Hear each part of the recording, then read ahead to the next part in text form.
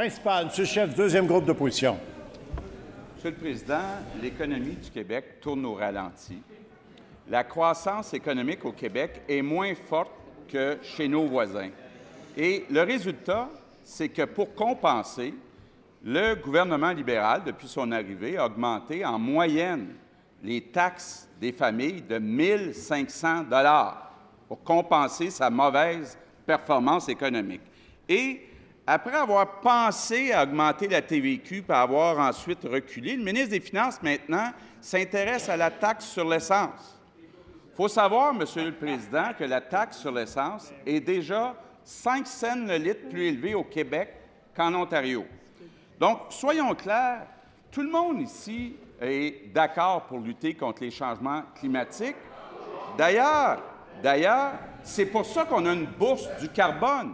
La bourse du carbone augmente déjà le prix de l'essence. Mais là, le premier ministre veut en plus ajouter une taxe sur l'essence. Est-ce qu'il peut rassurer les Québécois ce matin puis s'engager à ne pas augmenter la taxe sur l'essence?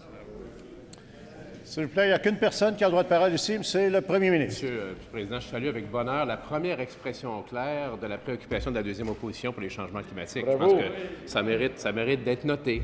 Et comme il le dit, Monsieur le Président, comme il le dit, la bourse du carbone, ou le marché du carbone plutôt, est un outil très important, un des outils importants dans la lutte que nous poursuivons contre les changements climatiques.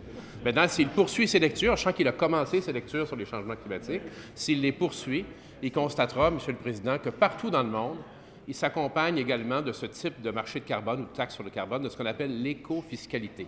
Mot un peu compliqué, je le reconnais. Cependant, qui comprend d'une part des modifications fiscales pour encourager les bons comportements sur l'environnement et d'autres pour les rendre moins attrayants. Et c'est ce que font tous les pays de la planète et c'est ce que va étudier le Québec de plusieurs façons, Monsieur le Président. Maintenant, l'autre chose que fait constamment notre collègue de la deuxième opposition, il veut arrêter les débats avant même qu'ils commencent. Il veut s'assurer que ce soit lui qui détermine les orientations budgétaires et fiscales. Comme les citoyens lui ont rempli il y a quelques jours, c'est nous qui formons le gouvernement, c'est nous qui allons déposer les orientations fiscales et budgétaires. Il pourra les commenter par la suite. Première complémentaire, Monsieur le chef du deuxième groupe d'opposition, en invitant votre collègue, Monsieur le député de la Pelletrie, à être un petit peu plus silencieux. Oui.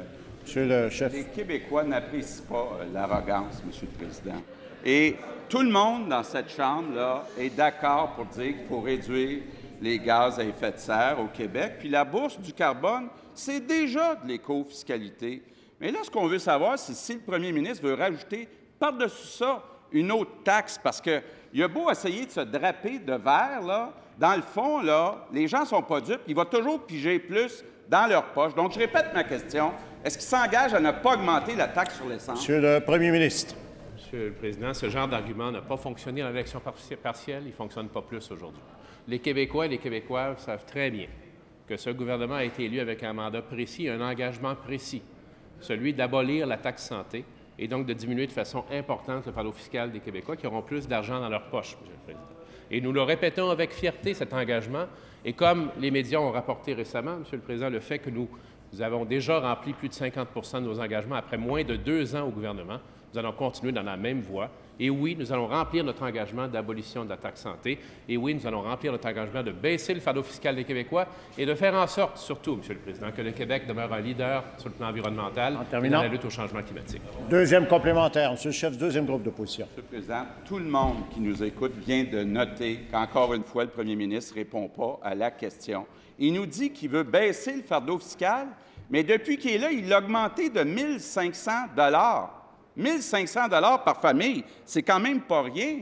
Est-ce qu'il peut reconnaître que lorsqu'on augmente la taxe sur l'essence, on augmente le fardeau fiscal, on ne le diminue pas, on l'augmente? Donc, je répète ma question une dernière fois. Est-ce qu'il peut s'engager à ne pas augmenter la taxe sur l'essence?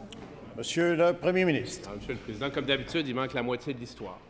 Parce que notre collègue devrait également dire aux Québécois que lorsque le gouvernement du Québec, à travers leurs taxes et leurs impôts, subventionne à près de 8 000 $ l'achat d'un véhicule électrique, 4 000 $ l'achat d'un véhicule rechargeable et hybride, c'est un geste qui va dans l'autre direction.